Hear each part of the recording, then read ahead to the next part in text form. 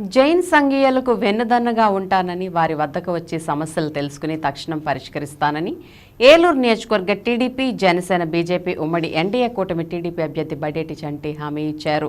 దక్షిణపు వీధిలోని జైన్ దేవాలయంలో బడేటి చంటి ప్రత్యేక ప్రార్థనలు చేశారు.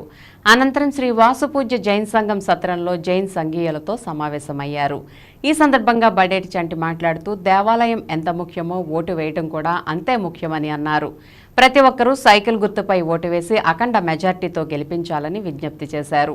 సమాజం బాగుండాలి, అందులో తానుండాలి అనేదే తన ఆశయమని, నిత్యం ప్రజల మధ్య ఉంటూ వారిలో ఒకరిగా ఉంటానని, వారి ఆశయాలు అమలు చేస్తానని జైన్ సంఘీయులకు హామీ ఇచ్చారు. ఈ కార్యక్రమంలో టీడీపీ నాయకులు మధ్యాహ్నపు బలరాం, చలువాది బ్రహ్మయ్య, కుట్టు మనోజ్, తవ్వ అరుణ్ కుమారి, వెల్లంపల్లి శ్రీనివాస్, శ్రీ వాసుపూజ్య జైన్ సంఘం అధ్యక్షులు జవహర్లాల్ కపూర్ చంద్, కార్యదర్శి జయంతిలాల్ పూనం చంద్, కోశాధికారి అమరీష్ కుమార్ జైన్, మాజీ అధ్యక్షులు మూల్చంద్ జైన్, సభ్యులు విపిన్ కుమార్ జైన్, నరేష్ కుమార్ జైన్, విమల్ కుమార్ జైన్, మహేష్ కుమార్ జైన్ తదితరులు పాల్గొన్నారు.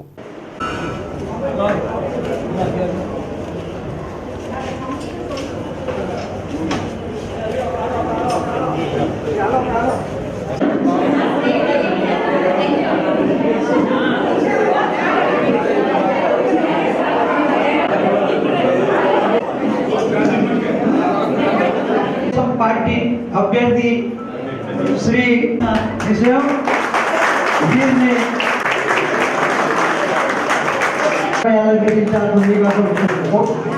కొట్టు మనోజ్ గారు ఇంకా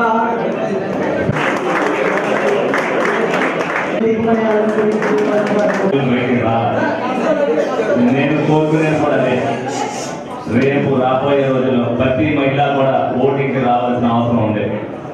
ఏదైతే మోదీ గారు కూడా రాష్ట్రం గురించి తెలుసుకుని చంద్రబాబు నాయుడుతో రాష్ట్రం అభివృద్ధి చెందుద్ది, తప్పనిసరిగా చంద్రబాబు నాయుడు గారు, పవన్ కళ్యాణ్ గారు కూటమికి నేను కూడా మద్దతు ఇవ్వాలి. రాష్ట్ర ప్రజలు 5 సంవత్సరాల్లో ఏదైతే ఇబ్బందులు పడుతున్నారో ఆయన అన్ని కూడా గమనించి ఈ కూటమికి మనం చేస్తేనే రేపు పొద్దున్న రాష్ట్రం బాగుంటుందనే ఉద్దేశంతో మోదీ గారు మరి ఎన్డీఏ కూటమిలోకి వాళ్ళందరినీ కూడా తిరిగి తీసుకుని రాష్ట్ర భవిష్యత్తు కోసం మోడీ గారు మీరందరూ కూడా ఎక్కడెక్కడ నుంచి వచ్చి ఇక్కడ వ్యాపారం చేస్తుంటే ప్రతి వ్యాపారస్తుడు కూడా ఇక్కడ ఇబ్బంది ఎలా పడుతున్నాడు అనేది డీటెయిల్ రిపోర్ట్ ఆయన తెప్పించుకున్నాక ఆయన అంత లేట్ అయినప్పటికీ కూడా చంద్రబాబు నాయుడు గారు కూడా చాలా కాలం వేసి చూశారు. నేను చెప్తున్నది వాస్తవం, జరుగుతున్నది వాస్తవం అనేది వాళ్ళందరూ కూడా గ్రహించి మరి ఎన్డీఏ కూటమిలోకి వాళ్ళు తీసుకున్నందుకు మోదీ గారిని కూడా నేను అభినందిస్తూ మరి మోదీ గారి ప్రభుత్వం ఏదైతే సహకరిస్తూ రాష్ట్ర ప్రభుత్వాన్ని రేపు పొద్దున్న నడపాలి అని అంటే కేంద్ర ప్రభుత్వం సహకారం కూడా మనకు అవసరం. మోదీ గారు ఏదైతే ఆలోచనలతో దేశాన్ని అంత ముందుకు తీసుకెళ్తున్నారో రేపు పొద్దున్న రాష్ట్రాన్ని కూడా అంత ముందుకు తీసుకెళ్లిన నాయకుడు చంద్రబాబు నాయుడు గారు. అటువంటి అమలుని మనం మళ్ళీ తిరిగి తీసుకోవాలి ఎన్డీఏలోకి అని చెప్పి ఆయన తీసుకోవడం జరిగింది.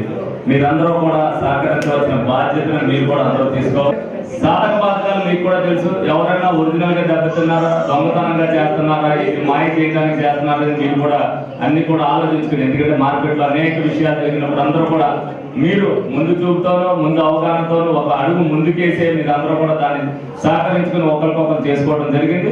ఎప్పుడు ఎటువంటి సహకారం కావాల్సి వచ్చినా సరే నా పదవి కాలంలో మీ అందరికీ కూడా తప్పనిసరిగా ఏ విషయంలో సరే మీకు అన్ని విధాలుగా మీకు అండదండలుగా న్యాయపరంగా మీ పక్కనే ఉంటానని సందర్భంగా మీ అందరూ నేను మంచి ప్రభుత్వాన్ని ఎన్నుకోండి అని అడుగుతా.